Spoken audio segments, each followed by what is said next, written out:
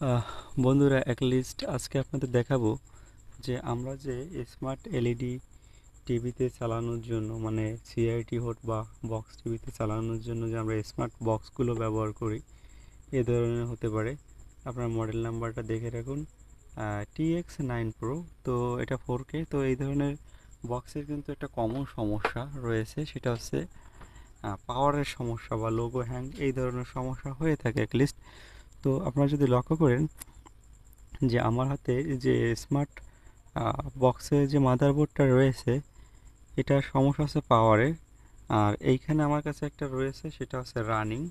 দেখুন, এটা হচ্ছে রানিং রয়েছে, দেখুন এখানে দেখা যাচ্ছে রানিং রয়েছে। আর এইটা হচ্ছে আমার হাতে যেটা রয়েছে, দেখুন এইটা একটা খারাপ, আর এটা হচ্ছে রানিং।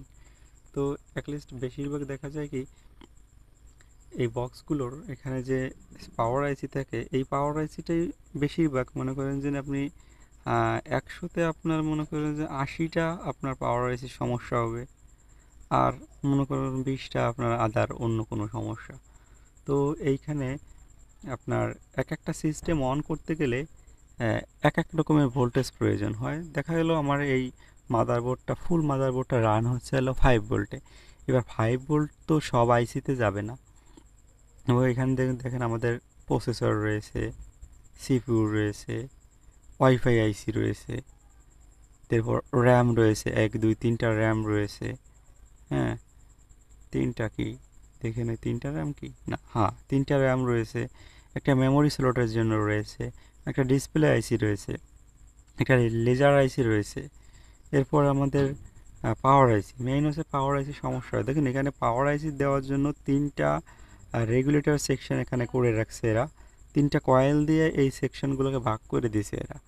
তো এই আইসি থেকে আপনার র্যামে যাবে, মেমোরিতে যাবে, এখানে মেমোরির আইসি আইসি রয়েছে, মেমোরিতে যাবে, প্রসেসরে যাবে, ডিসপ্লেতে যাবে।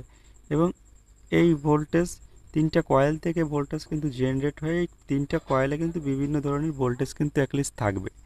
এই ভোল্টেজটা কিন্তু বিভিন্ন সেকশন অন করবে। তো আমরা কিন্তু জানি না যে কোন কয়েলে কত ভোল্টেজ থাকে। যদি আমরা ভোল্টেজটা জানা থাকে, তাহলে কিন্তু আমরা অন্য মডুলেটর লাগিয়ে কিন্তু আমরা এই সেটগুলো রান করতে পারি। তো এরকম একটা সেট আমার কাছে রয়েছে, যেটার ভোল্টেজটা মেজর করে রাখবো, যাতে পরবর্তীতে এই ধরনের সেট যদি আপনাদের কাছে আসে, আপনারা যাতে খুব সহজে এই সেটগুলো ঠিক করতে পারেন। তো তার জন্য আজকের এই ভিডিওটা করা। তো দেখব যে কোথায় কত ভোল্টেজ। ফার্স্ট ভোল্টেজ 5 ভোল্টেজ, এরপরে কত ভোল্টেজ আছে, এখানে একটা, এখানে কত ভোল্টেজ ট্রানজিস্টর রয়েছে, এখানে ভোল্টেজ নেই ট্রানজিস্টরে। এই পাশে কি আছে, হ্যাঁ এখানে 5 ভোল্ট আছে। এখানে একটা ক্যাপাসিটার রয়েছে, অর্থাৎ কন্ডেন্সার রয়েছে, কন্ডেন্সারে এই ভোল্টে 5 ভোল্টই প্রেজেন্ট থাকার কথা অ্যাটলিস্ট। হ্যাঁ, এখানেও 5 ভোল্ট কিন্তু প্রেজেন্ট আছে। এরপর আমাদের মেইন যে আইসিটা, এই আইসিটাই খারাপ হয়। দেখবেন আপনারা খুলবেন, খোলার পর দেখবেন এই যে ছোটো একটা আইসি রয়েছে, এইটারে বলা হয় পাওয়ার আইসি। এটা অতিরিক্ত ওভারহিট হবে। যদি ওভারহিট হয়, বুঝবেন কি আপনার এইটা সমস্যা আছে। এরপরে ছোটো ছোটো আরও কম্পোনেন্ট থাকে। অনেক সময় যে এই আইসি সম্পূর্ণ খারাপ হয় তা কিন্তু না। এই আইসি বাদে ছোটো ছোটো ক্যাপাসিটার রয়েছে, পিএফ রয়েছে, এগুলো খারাপ হয়। দেখি এইখানে এই এই আইসিটা স্টার্টিং করতে কত ভোল্টেজ নিয়েছে, এইটা নিচে 1.5 ভোল্টেজ নিচে, দেখছেন এই আইসিটা রান করতে ওরা নিচে 1.5 ভোল্টেজ। অর্থাৎ এইখানে 5 ভোল্ট কিন্তু আমরা ফুল মাদারবোর্ডটা সাপ্লাই দিচ্ছি, অথচ কিন্তু এই আইসিটা রান করতে আমার নিচ্ছে কত, 1.5 ভোল্টেজ।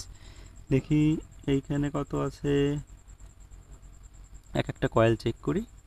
ফার্স্ট 1 আর 0, এই পাশেরটা চেক করে দেখি কত আছে। এখানে কত আছে অ্যাটলিস্ট একটু ভালোভাবে মেজার করতে হবে, কারণ এটা হচ্ছে গুরুত্বপূর্ণ জায়গা, এটা আমারও দরকার। আচ্ছা, এইখানে আছে 1.5 ভোল্টেজ। যাক, এক কয়েলে আমি 1.5 ভোল্টেজ পাইছি। হ্যাঁ, এক কয়েলে 1.5 ভোল্টেজ পাইছি।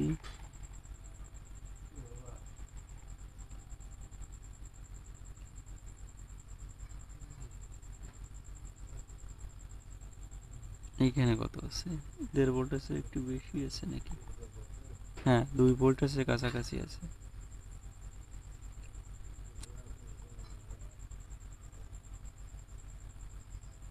এখানে পয়েন্ট ভোল্টেজ আছে, অর্থাৎ 1 ভোল্ট পুল নেই। তাহলে আমার কয়েলের হিসেবটা আসবে, এইখানেও তো আমার 1 ভোল্টেজ আছে, এইখানে 1 ভোল্টেজ আছে, এইখানে মনে হয় 3.3 ভোল্ট মেবি, না এইখানেও 1 ভোল্ট আছে। অর্থাৎ এই কয়েলে 1 ভোল্ট, এই কয়েলে 1 ভোল্ট, আর এই কয়েলে আসছে আমার 1.5 ভোল্ট। এই 1.5 ভোল্টেজটা গেছে কোথায়?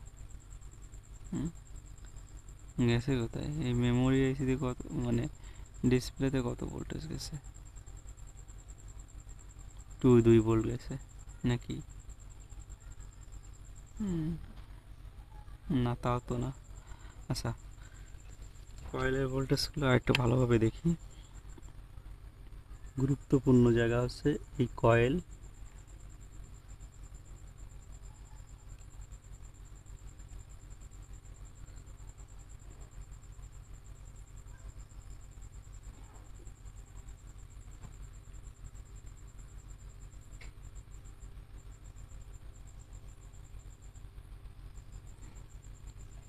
এইখানে অবশ্যই 1 ভোল্ট আছে।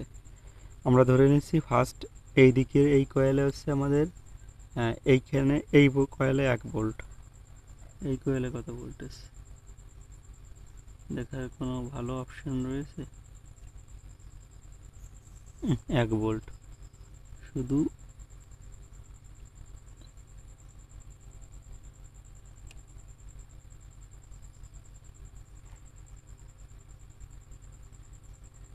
এই কয়েলটা হচ্ছে আপনার কত ভোল্টেজ? 1.5 ভোল্ট। এইটা 1 ভোল্ট, এইটা 1 ভোল্ট, এইটা 1.5 ভোল্ট। তাহলে এভাবে হচ্ছে সিলেকশন করা। তার মানে আমরা একটা রেজাল্ট পেলাম যে 5 ভোল্ট ইন হচ্ছে, আউট হচ্ছে এইখানে হচ্ছে আমাদের 1.5 ভোল্ট, 1 ভোল্ট, 1 ভোল্ট।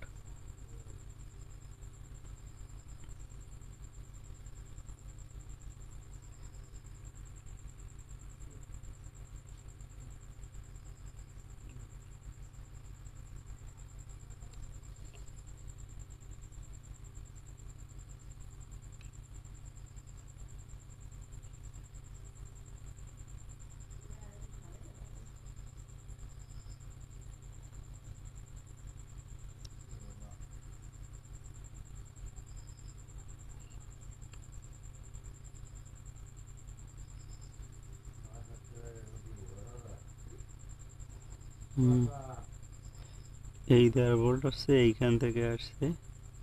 আচ্ছা, যাই হোক,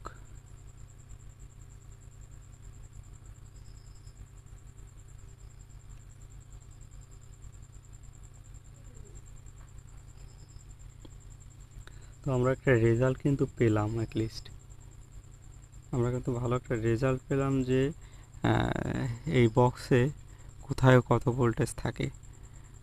তো আশা করি আমরা এই ভোল্টেজের মাধ্যমে আমরা অন্য যে মাদারবোর্ডগুলো রয়েছে আমরা ওই সিস্টেমে, মানে এই ভোল্টেজের রেগুলেটর সিস্টেম অনুযায়ী আমরা এইখানে আলাদা মডিউল লাগাবো। তো আমার কাছে একই মাদারবোর্ড রয়েছে। তো এইটার মূল সমস্যা হচ্ছে এই আইসিটা খারাপ। তো দেখব যে আসলে এই মাদারবোর্ডটা আমরা রান করতে পারি কি না। তো ভোল্টেজ তো আমরা দেখে নিলাম কোথায় কত ভোল্টেজ থাকে।